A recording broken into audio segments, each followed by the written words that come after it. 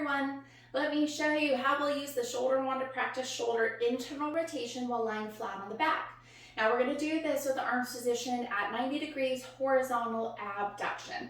So just for a little review of that, you're basically making a goalpost with your arms. Granted, you'll be holding the wand at the same time. Now, internal rotation is the opposite of external rotation. When we've done external rotation in this position, we've typically moved the forearms in a backwards direction. Internal rotation is when they move forward. So although the motion looks like it's coming from the forearm, it's actually coming from the shoulders. So I'm going to demonstrate while I'm lying on the floor here, but please feel free to do this on any surface you feel comfortable getting up and down from. It can also be your bed, your couch, whatever you feel comfortable with.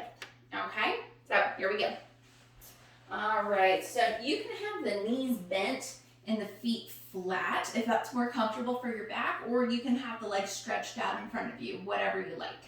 We're not using the curved end for this particular angle while we're in abduction. We're mostly going to be holding onto the body of the wand towards the outer edges, okay?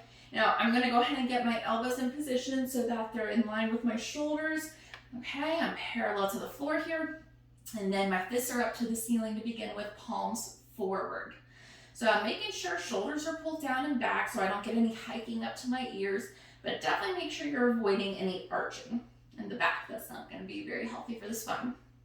Okay, from here, my stronger side helps my weaker or injured side move forward in the direction of the stomach and the floor there.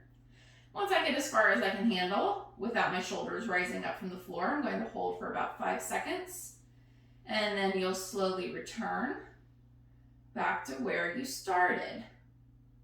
Okay, it's okay if you can't go as far as possible the first time. The whole point is to gradually build your range.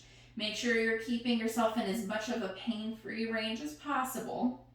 Now, one thing I will say is sometimes this abducted position can be a little testy on the shoulder. So if it hurts just getting in position, don't keep going from there. You can always modify it by bringing the elbows in a little bit, so you're still getting an angle versus with the arms totally by your side. All right, and then you can always start like this and get really good with that range there, and then progress it by moving the elbows back a little at a time. It doesn't have to be all at once, okay? So again, please go for about 10 repetitions, shooting for at least 1 round, but you can always do 2 if that feels comfortable. Just keep everything very tolerable.